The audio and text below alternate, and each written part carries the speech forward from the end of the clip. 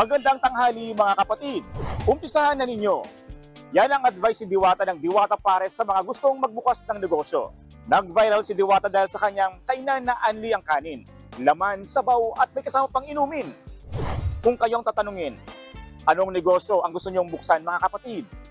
Tara samahan niyo ako at magtatanong tayo dito. Yung mga grocery po. Bakit? Bakit yun? Kasi yun lang ang kwan ko eh. Kasi wala na akong ayun na ako. Bigasan sana kuya eh. Bakit bigasan? Kasi doon sa amin talagang binibili yung bigas. Parisan. Bakit yun? Kasi tingin ko po lahat ng mga Pinoy mahilig sila sa pagkain na tulad ng pares. Mura lang siya, madali siyang ibenta. Medical supplies, mga medical supplier po. Total nasa medical industry na po. Tindahan ng bigas. Bakit yun po? Kasi yun po ang ngayon ang kailangan ng mga tao. Lutong ulam. Kasi cook po ako eh. Kasi yun ang gamay ko eh. Grocery. Bakit yun? Maraming nag-grocery doon. Ako ang inyong hari ng bayan, ang tunay at nag-iisang pantanggal umay sa pananghalian.